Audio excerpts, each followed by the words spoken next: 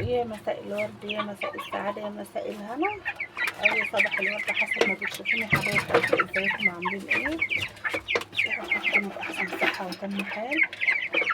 تعالوا بقى ايه حبايب قلبي المتابعين الجداد اللي عندي والقدام طالبين مني فيديو عن تربية الفراخ البيضاء. بصوا ما شاء الله، اللهم صل على سيدنا محمد. دول عمر 18 يوم بالظبط. تمام. النهارده بقى بنغير من العلف الناعم للعلف الخشن. فخدي بالك يا قمر، بتجيبي نفس النوع، انت ماشيه على نوع امشي عليه، بس بدل ما بتجيبيه ناعم بتجيبيه خشن. طيب عايزه اقول لكم ان هم جعانين جدا ماشي، ومفيش ميه وايه زي ما انتم شايفين كده.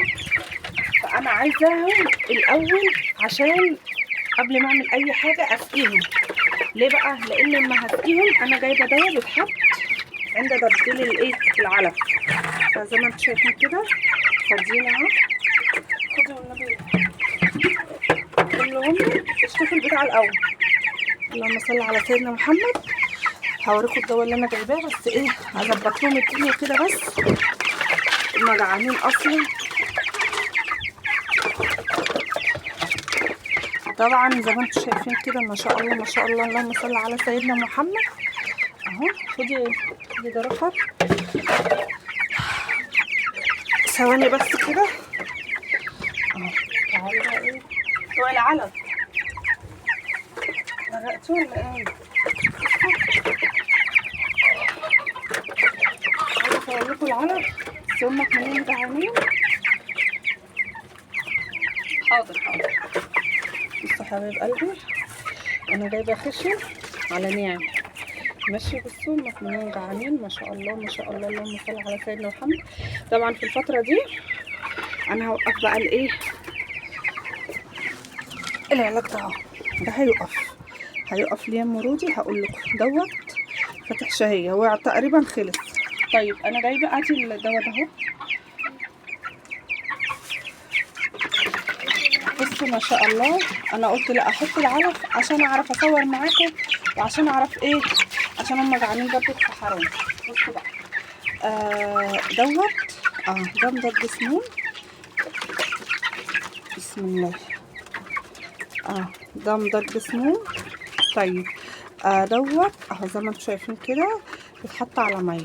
خلاص انا بحط كده ايه رطيين على 2 رتل ميه، ولو رتل بتحط غطا اهو زي ما انتم شايفين كده دوت. اما بتغير العلف. طيب حطيت لهم الميه اهو، هحط لهم بس الايه الدواء وايه ونرجع نكمل مع بعض. طبعا هنا حبايبي بعد ما انتوا شفتوا ان انا حطيت الميه وحطيت لهم الدواء اهو، وهنا برضو في ميه ودواء لان طبعا الفتره لسه ما سقعتش فبيعطشوا برضو. بصوا بقى ما شاء الله ما شاء الله، اللهم بارك. الفتره دي خدي بالك جدا. انا كنت في الفتره دي بحط خل، بس عايزه اقول لك قسما بالله كنت بلاقي برضو قطلع الاقيهم يعني ربنا يحفظهم. كنت بطلع الاقي كتاكيت ميته وفراخ ميته. فلغايه اما الدكتور قال لي لا، الفتره اللي انت بتغيري منها العلف من علف ناعم لعلف خشن بتحطي مضاد سموم. طيب انا دلوقتي ماشيه على العلف الناعم بقالي 17 يوم. خلاص اليوم ال 18 هتعملي ايه؟ بصي يا حبيبه قلبي هقول لك تعملي ايه. طبعا انت بتجيبي كيلو علف ناعم او كيلو ونص، خلي نص ناعم وكيلو خشن. فهمتيني؟ يعني بدل ما تجيبي كيلو ونص علف ناعم لا، هاتي اللهم صل على سيدنا محمد كيلو خشن ونص ناعم. خلاص ولازم تغيري العلف، اوعي تمشي على العلف الناعم دوت اكتر من 18 يوم او 20 يوم. ليه؟ لان العلف الخشن هو اللي بيخليهم يتحولوا ما شاء الله وبيبقوا فراخ. اللهم صل وسلم وبارك على سيدنا محمد. طبعا زي ما انتم شايفين اللهم صل على النبي، يعني الحمد لله زي الفل اللهم بارك. بسم الله الرحمن الرحيم. زي ما انتم شايفين طبعا جعانين جدا جدا لان انا بحط طقه واحده، لكن ان شاء الله زائد بقى ما يتحولوا هجيب شقره خشنه وايه وهملى لهم العلفه دي عشان خاطر ايه يكبروا معانا بسرعه. عايزه تكبريهم لغايه 35 يوم ماشي، عايزه 40 يوم بس. اهم حاجه عشان تعرفي ان الكتكوت الفرخه حلال ولا حرام وقت الذبيح، ان هي ما يبقاش فيها اللي هو الشعر الاصفر ده، يبقى كله ريش ابيض كده اهو، دي تعرفي ان هي حلال وتتذبح خلاص. لكن لقيتي فيها الشعر الاصفر ده لسه، لا كده حرام. في ناس بتذبح 2 كيلو، في 2.5، وفي على 40 بيبقى 2.800 او 3 زي ما انا كنت مصوره لكم فيديو الدورة اللي فاتت. ما شاء الله كان جايب 3 إلا 200، وكان 40 يوم بالظبط قسما بالله، وكان الحر أشد من كده 100 مرة، بس ما شاء الله كان جايب معايا وزن حلو برضو. فاللهم صل على سيدنا محمد. الفترة دي بقى ما شاء الله بدأوا يسحبوا في الأكل، يعني المية قليل أوي الفترة بس بتاعت الظهرية اللي بيشربوا فيها، لكن بالليل عايزين ياكلوا. فأنا ما شاء الله ما شاء الله اللهم صل على سيدنا محمد هجيب تاني بالليل وهحط له. خلاص. بصوا بقى هنا الفراخ البلدي بتاعتنا قلبين لي الصبح خالص. قلت اما اخرجهم ما فيش الا هم دول ان شاء الله. هجيب برضو حبه حلوين كده ربنا ييسر، بس تعدي بس الموجه بتاعت المدارس دي بمصاريفها بزعابيبها بقمشرها، ونجيب ايه شويه فراخ حلوه كده عشان خاطر البيت. البيت جميل جدا جدا، يعني زي ما انتوا عارفين بينفع في كل حاجه، بدل ما تروحوا تشتري لا وما شاء الله نافعين وبينقوا حسنه البيت. طبعا السطح عايز يتروق، وانا والله العظيم نفسي اروقه في يوم، بس مستنيه كده اما الدنيا تتظبط اروق عندي تحت وافرش تحت وايه واطلع اروق السطح بقى، دي بيبقى اخر حاجه.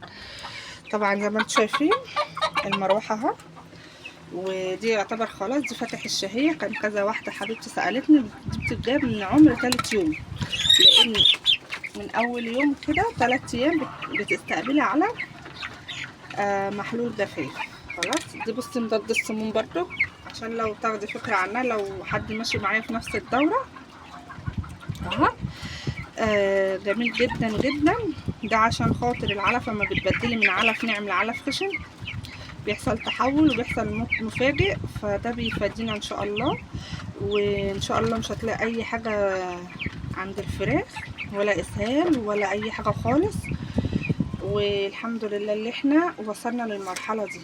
انا ببقى حاطه ايدي على قلبي يا بنات وقت التحويل، وقت ما احنا بنغير العلف، لاني انا كنت زي ما قلت لكم ماشيه غلط بحط خل، وكنت بعك بصراحه الخل ما عملش معايا نتيجه، وكنت برضو ماشيه على نوع علف كده اسمه الايمان ما كانش حلو خالص قسما بالله. كنت بطلع الاقي بال7 وبال8، كنت ببقى منهاره. كان بيبقى فاضل لهم 5 ايام واذبح عمري 35 يوم ولاقيهم لوحدهم. فما غيرت العلف الحمد لله وجبت العلف بتاع الدكتور ده اهو زي ما انتم شايفين، اللهم صل على سيدنا محمد، حاجه كده زي العسل والله العظيم. ف برضو كذا واحده حبيبتي قالت لي احسبي لنا الميزانيه بتاعه الكتكوت. طب بصي قمر صلي على النبي كده. طبعا انا قاعده عشان ايه مش هعرف اصور، مش هينفع احط رينجرات لان العشه ايه ضيقه زي ما انتم شايفين، فانا ماسكه الموبايل بايدي، فمعلش استحملوني. وبالله عليكم يا بنات شجعوني في الفيديوهات وشاهدوا القناه وحطوا اللايكات الحلوه والتعليقات الجميله، ربنا يا رب يسعدكم ويبارك فيكم. طبعا انا ما عزش اي حاجه عنكم ولا استخسر اي معلومه. طيب كذا حد وكذا حبايبي وكذا متابعيني قالوا لي يا ام رودي احسبي لنا ميزانيه 10 كتاكيت. طيب يلا صلي على النبي. دلوقتي انت هتجيبي 10 كتاكيت ايا كان السعر 30 25 احسبي كده، احسبي لو 25 زي ما انا جايبه 250 تمام. دي سعر الكتاكيت بس من غير علف. طيب لكل كتكوت بياكل كام من بدايه الدوره لاخرها؟ 3 كيلو ونص ل4 كيلو. معقوله؟ معقوله ما شاء الله. وعلى حسب برضو الجو، وعلى حسب التدفئه، وعلى حسب المكان، وعلى حسب النظافه. تمام. في كتكوت ياكل 3 كيلو ونص، في كتكوت بياكل 4 كيلو. طيب قولي 3 كيلو ونص، الكيلو بكام؟ اللهم صل على سيدنا محمد ب25. خلاص انا بجيبه ب25. قولي 3 كيلو، قولي 4 كيلو ب25 بكام؟ اللهم صل على سيدنا محمد ب100. خلاص احسبي بقى 100 في 10، ما هم 10 بقى احنا جايبين 10، 100 في 10 كده 1000 وفي 250 يبقى 1250. وقولي يا ستي ايه يا رحمة. فالمهم يا حبايب قلبي قلنا 1000 ماشي و250 1250. قولي يا ستي اللهم صل على سيدنا محمد. كهرباء وعلاج 50، ها يعني 1300 جنيه. هتقولي طبعا اللي يخليني اجيب دورة فراخ واشيل همها وتنظيف وطلوع ونزور واكل وتربية ووقت ومش عارفة ايه، طب ما الفراخ رخيصة اروح اجيب ب1000 جنيه ماشي، واقطعهم واحطهم في الفريزر. ماشي يا قمر، ماشي. بس هقولك حاجة، تربية الفراخ البيتي قسما بالله لو انت جبتيها مرة واحدة مش هتستطعمي الفراخ اللي بره، والله العظيم. وحتى لو حطيتيها في الفريزر شهر 2 حسب ما بتحطيها، ما شاء الله زي ما بتحطيها زي ما تخرجيها الطعم هو ما بيتغيرش. يعني دي معلومة انا مجرباها وانا عايشة على الحمد لله زي ما انتوا شايفين. ربنا يا رب يبعت لكم الخير. زي ما انتوا شايفين الحمد لله انا مخزنة كل حاجتي من الفراخ من البط، تربية بيتي. فانت لو جربتي تربية الفراخ، اي نعم هتقولي نفس التكلفة، بس خدي بالك انت ما بتروحي تجيبي فراخ من بره بيملاها لك ميه، ما بتبقاش حلوة.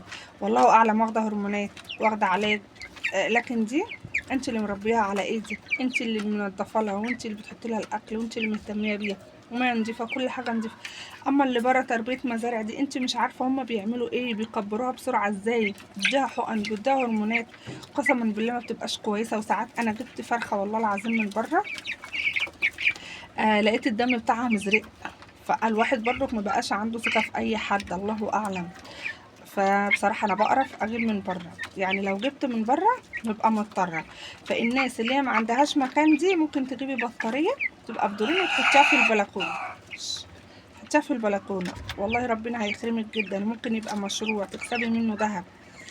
فاللهم صل على سيدنا محمد. هتقولي الفراخ قولي ب70 ولا ب75، انا ممكن اجيب 3 كيلو، ماشي هاتي 3 كيلو وجربي. بس انت لو جربتي في البيت تربية الفراخ ما شاء الله ما شاء الله، والله هتوفر معاكي كتير قوي قوي، وان شاء الله يعني انت الميزانية هتكفيكي. وشوفي بقى ما شاء الله لما تطلعي 10 فرخات، منهم صدور ومنهم دبابيس ومنهم كبد وقوانص ومنهم أجنحة ومنهم وراك ومنهم بانيه، ما شاء الله ما شاء الله، يبقى عندك خير كتير. فانا عن نفسي لا، انا مش مع ان الناس تجيب من بره، هاتي وربي. وطبعا الوقت اللي احنا فيه ده اللهم صل على سيدنا محمد، الجو بدأ يتعدل، الخوف من الحر، لكن دلوقتي الجو حلو الحمد لله. خلاص انت بقى ده انت بارد، تقدري تجيبي وتربي، وان شاء الله ربنا هيكرمك فيه، والله العظيم كفايه بس فرحتك كده وقت ما تذبحي الفراخ وبتوصل معاك الدورة 3 كيلو 3.5 4 كيلو، يعني انت ورزقك حسب ما بتسيبيها. عايزة تسيبها 40 يوم، عايزة تسيبها 45، عايزة تسيبها 60 يوم، انت ومقدرتك. بالنسبة للعلف يعني انت ممكن تجيبي امشي زينا كده 5 كيلو ب5 كيلو، وقت ما يخلصوا ربنا يحلها وتجيبي غيرهم. كده كده انت اصلا تقعدي طول الشهر او الشهرين اللي انت دبحه فيهم الفراخ، ما بتشتريش اي حاجه من بره، فبالتالي في فلوس بتوفر معاكي فتعينيها للدوره التانية. وممكن برضو تبيعي فرختين 3 بحقهم تجيبي شكارتين علف وتجيبي دوره فراخ جديده، يعني كمشروع وكبدايه ان شاء الله ان شاء الله كلها مكسب. فادي يا ست الكل، ادي 10 كتاكيت تكلفتهم قد ايه، يعني انا حاسبالك كل حاجه بالكهرباء بالعلاج بالعلف بكل حاجه. فيا رب اكون قدرت اوصل لكم المعلومه. بس انا عن نفسي يعني ما تيأسيش، يعني حتى لو لا قدر الله واحد مات منك 2 معلش، ما هنتي الحياه تجارب، لازم تتجربي ولازم تتعودي ولازم تربي ولازم تجيبي ولازم تبقي ست بيت شاطره. احنا ما كناش بنعرف نجيب ولا بالرب، بس مره على مره بتعرفي العيوب ايه وبتعرفي الغلطات اللي انت بتقعي فيها ايه، وبالتالي بتصلحيها. وغير كده انا معاكم يا حبايب قلبي، اي سؤال عن تربيه الطيور انا تحت امركم. يعني الحمد لله انا بقالي سنين بربي، انا كنت برضه مستصعبه الامر، وبصراحه كنت بخاف. كان جوزي يقول لي اجيب لك، اقول له لا ابعدني. كانت كتكوت زمانها ما كانش غالي كده، كان والله العظيم ب5 جنيه، وكان يجيب لي ب60 واحد وقعد. وبص عايزه اقول لكم ان كانوا بيموتوا مني بسبب العرسه برضه، خدوا بالكم لان العرسه دي اللي عقدتني في التربيه. وبرضه نوع العلف كان بيجيب لي علف من اللي هو ما كانش يعرف بقى، كان بيجيب لي علف مجهول تحت السلم مش كويس، كان بيبقى برضو السبب في موتهم هو العلف، فخدي بالك.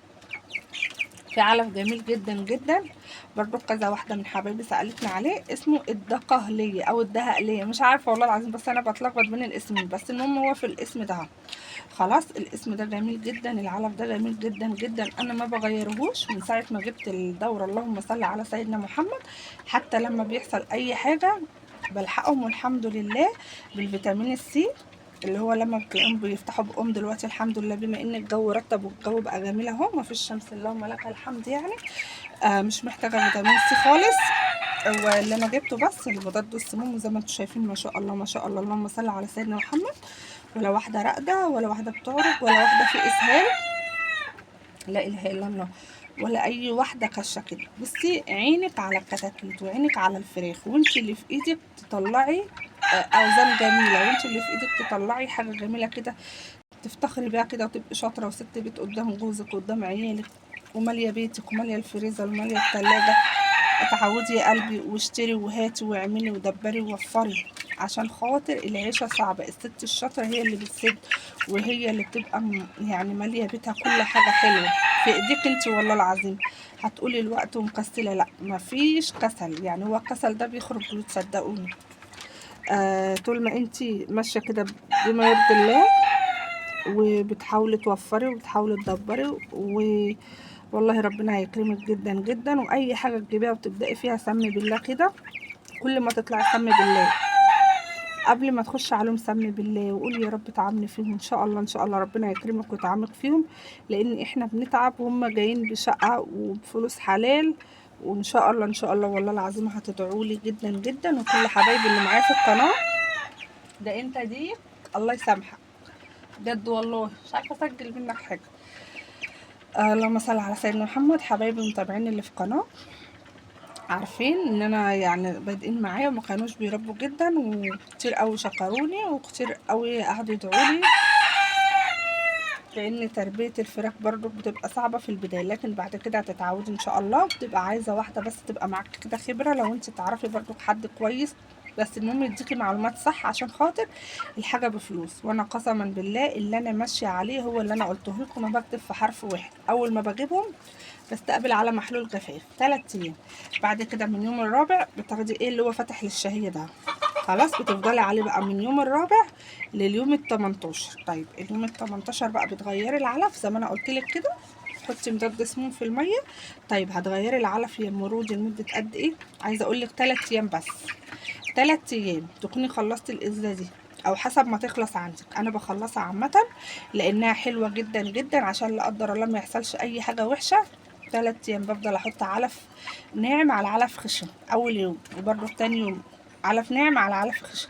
اليوم التالت بقى خلاص كده بتحطي العلف الخشن، وخلاص هكذا بقى تفضلي على علف الخشن لغايه 40 يوم، لغايه الذبيح. بصي بقى قسما بالله تاكلي فراخ كده سكر، والله العظيم سكر وعسل كده، مفيش احلى من كده. اللهم صل وسلم وبارك على سيدنا محمد. طبعا انا حطيت لهم اهو، طبعا العلف ما شاء الله عقبال بالليل يكون جوزي جه بالسلامه كده، يكون جاب لهم مثلا 2 كيلو ولا حاجه كمان، لان خلاص بقى ما شاء الله بدأوا في السحب، بدأوا عشان خاطر يتحولوا خلاص 18 يوم كده. اللهم صل على سيدنا محمد، يعني ان شاء الله ان شاء الله اللهم لك الحمد، ربنا بس يا رب يطعمنا فيهم ويطعمكم يا رب. 12 يوم ونذبح. فانا في ال 12 يوم ده ممكن اجيب شكارتين علف، لان الشكاره بتقعد اسبوع خلاص، فان شاء الله ممكن اجيب شكارتين علف، لان انا ماشيه دلوقتي على كيلوهات. شكارتين علف لغايه الذبيح، وبعد كده خلاص بقى شكرا الحمد لله. تذبحي بقى تبيعي منهم، تفكي زنقتك، تملي الفريزر، تدي لحبايبك حسب ما ربنا يكرمك بقى، وحسب ما ربنا يطعمك فيه.